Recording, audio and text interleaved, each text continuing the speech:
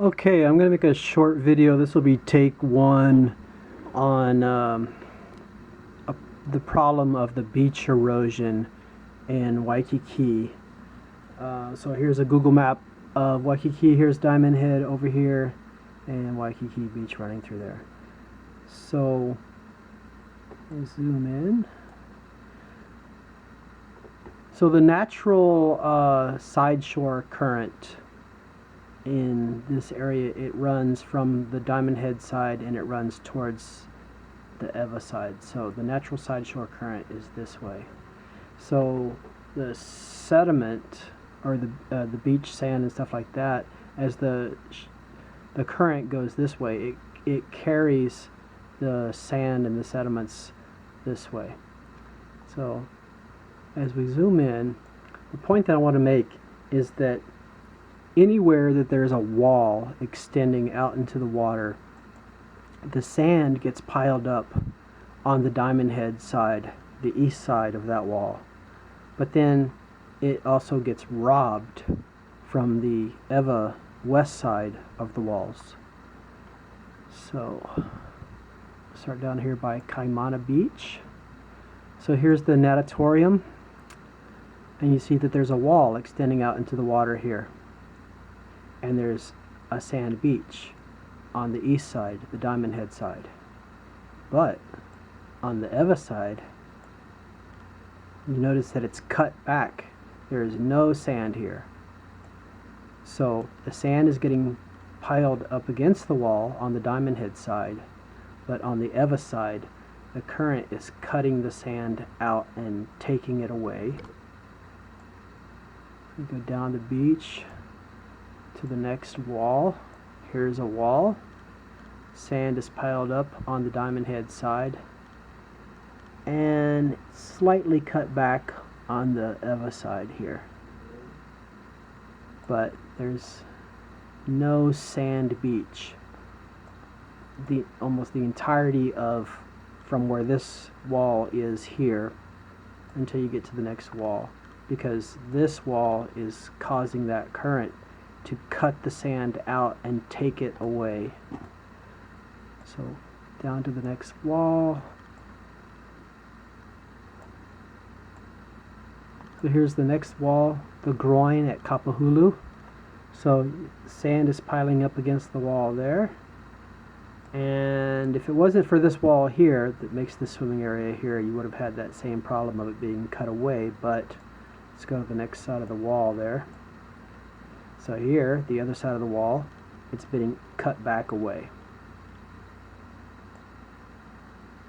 The next wall, down here by the Royal Hawaiian. So the wall is extending out here. The sand is piling up against the Diamond Head side of the wall. The Eva side of the wall, the sand is being cut away. I remember 1971 when we came here with my parents. We would walk this whole extent of the beach. Now the beach is gone. You have to go up onto the walkway and then back down again. But there was no more sand left here. This wall here, see how it curves out this way? I've actually snorkeled right here, and you can, if you just sit still, you can watch the sand from the current taking it out over that wall. And it's like an avalanche or something. You can sit there and watch the sand is just jumping over the wall as the current takes it out. And you'll see here in the water that you see how murky it is here. That's because the side shore current is coming along here. It's hitting that wall, and then it's being forced back out this way, and so it's carrying all the sand out to sea. You can sit there and watch it. You can literally watch the sand being taken out to sea. And so the side shore current, if that wall wasn't there, the current would just take the sand along the beach, and it would be filling in the beach there. Instead of there being no beach there, the sand would continue along the shoreline. But since the wall is stopping that, there's no sand there. That's the Sheraton Waikiki right there. There is no sand left behind the Sheraton Waikiki, and it's because of this wall right here. Now, Waikiki is planning on building a groin there. They're going to build an even bigger wall.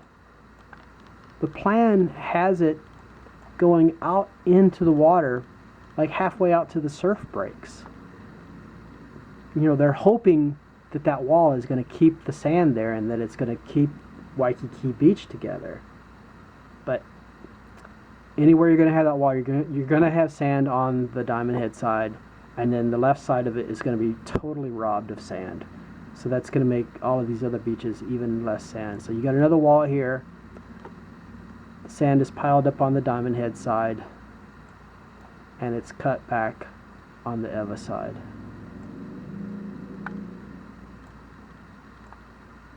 The next wall down here, you notice that on the Ewa side, no sand until you get to the next wall.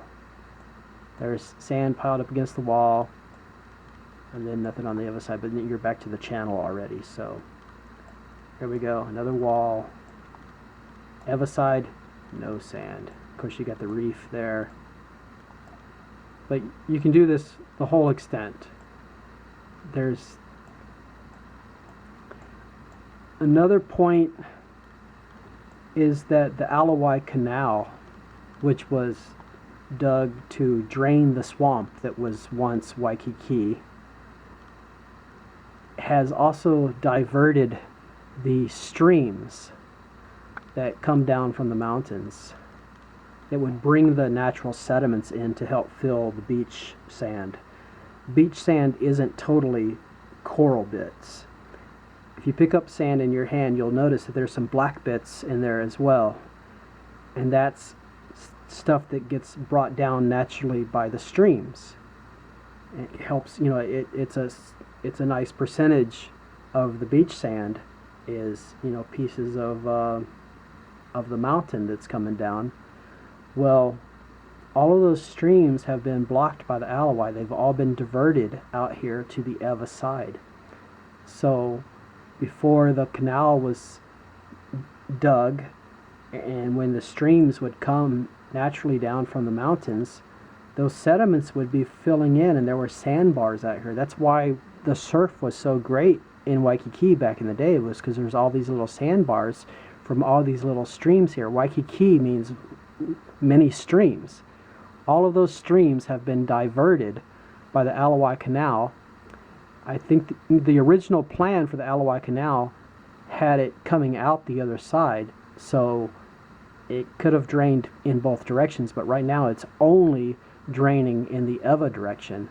So Waikiki Beach is being robbed of that natural sediment coming down from the mountains as well. So now the side shore current comes from the Diamond Head side towards Ewa. So right now the only natural sediment that it's getting is from the erosion of Diamond Head. And so any of the erosion from that is being brought around the corner, but that's, you know, not much. The streams would help a lot if they were back. So there's the problem with the sand in Waikiki. You're just going to have to keep bringing sand in. The last sand replenishment that they did, they got the sand from right out here, and then they pumped it onto shore and spread it out. Now, I have a tour company, and when I pick up my guest and I ask them where they want to go, what they want to do, they say, please take us to a better beach. The beach in Waikiki is terrible. You walk into the water and it's rocky. There's all these rocks along the shoreline. Well, what happened was when they spread the sand out, that they sucked it off of the reef out here, they spread it out on the beach here. Well, now as the water laps on the shore, it makes this circular motion where it undercuts, and it's sifting like you would, like if you were panning for gold. And it's making all these nuggets, all these boulders of, you know, maybe a little smaller than a football of coral nuggets that you don't see until you wade into the water and you get about knee deep, and then all of a sudden it's like, oh man, ouch, ouch, man, you're tripping on these boulders of coral. These nuggets of coral are parallel to the beach, right where the water laps and circles back under. And so it's just terrible.